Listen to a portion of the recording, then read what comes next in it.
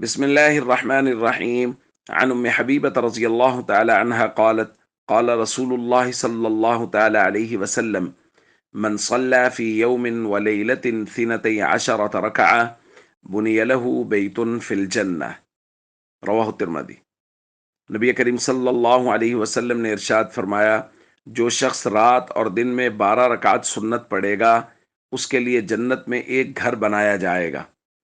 پھر آپ صلی اللہ علیہ وسلم نے تفصیل بیان فرمائی: اربعن قبل الظہر ورکعتین بعدها، 4 رکعت ظہر سے پہلے اور 2 رکعت ظہر کی نماز کے بعد، ورکعتین بعد المغرب، اور 2 رکعت مغرب کی نماز کے بعد، ورکعتین بعد العشاء، اور 2 رکعت عشاء کی نماز کے بعد، ورکعتین قبل صلاۃ الفجر، اور 2 رکعت فجر کی نماز سے پہلے۔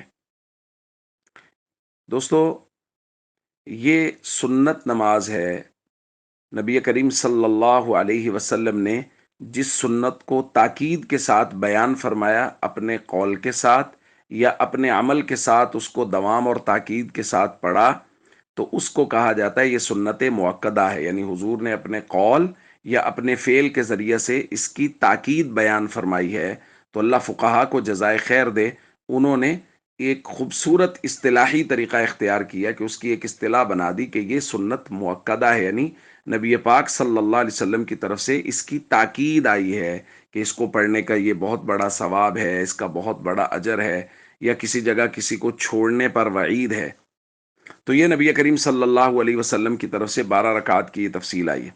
لیکن ہمیں ملے گا کہ بہت ساری جگہوں پر نبی کریم صلی اللہ علیہ وسلم نے بہت ساری دیگر رکعات کے بارے میں بھی بیان فرمایا۔ اس کو فقہا کہتے ہیں یہ سنت غیر مؤکدہ، یعنی اس کی بہت زیادہ تاکید نہیں آئی۔ جیسے نبی پاک صلی اللہ علیہ وسلم نے فرمایا: رحم اللہ عمران صلی قبل العصر اربع، اس بندے پر اللہ رحم فرمائے جو عصر سے پہلے 4 رکعت پڑھتا ہے۔ تو اس کو سنت غیر مؤکدہ سے تعبیر کیا جاتا ہے۔ تو اللہ تعالیٰ فقہا کو جزائے خیر عطا فرمائے، انہوں نے ہمارے لیے یہ اصطلاحات متعین کر دی ہیں، چیزوں کو سمجھنا آسان ہو گیا، ایک خوبصورت بنا ہوا شیڈول انہوں نے ہمیں دے دیا نبی پاک صلی اللہ علیہ وسلم کی مبارک زندگی سے اخذ کر کے۔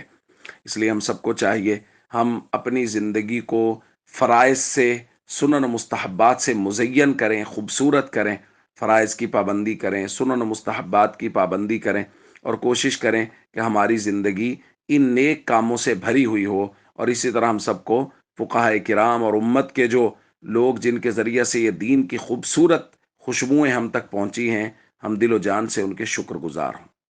السلام علیکم ورحمۃ اللہ وبرکاتہ۔